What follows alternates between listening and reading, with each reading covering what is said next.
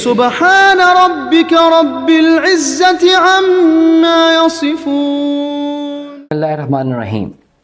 وَإِذَا حُيِّيتُم بِتَحِيَّةٍ فَحَيُّوا بِأَحْسَنَ مِنْهَا أَوْ رُدُّوهَا إِنَّ اللَّهَ كَانَ عَلَى كُلِّ شَيْءٍ حَسِيبًا.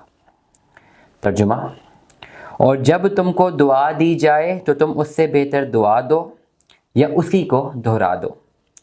بلا شبہ اللہ ہر چیز کا حساب لے گا.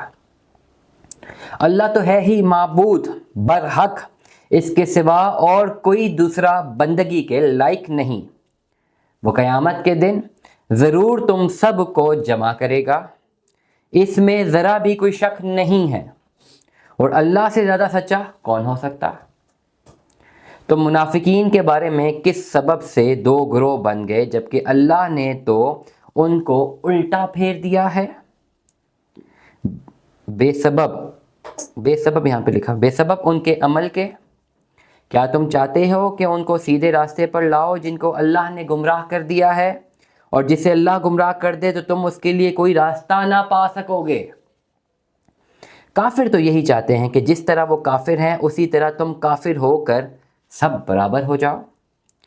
بس تم ان میں سے کسی کو دوست مت بناؤ جب تک وہ اللہ کی راہ میں وطن نہ چھوڑ دیں، اور اگر وہ اعراض کریں تو ان کو پکڑ لو اور مار ڈالو جہاں بھی ان کو پاؤ، اور ان میں سے کسی کو اپنا رفیق نہ بناؤ اور نہ مددگار بناؤ، مگر جو ایسے لوگوں سے جا ملے ہوں جن میں اور تم میں صلح کا عہد ہو، یا تمہارے پاس اس حالت میں آئیں کہ ان کے دل تمہارے ساتھ یا اپنی قوم سے لڑنے سے تنگ آ گئے ہوں، اور اگر اللہ چاہتا تو ان کو تم پر غالب کر دیتا تو وہ تم سے ضرور لڑتے.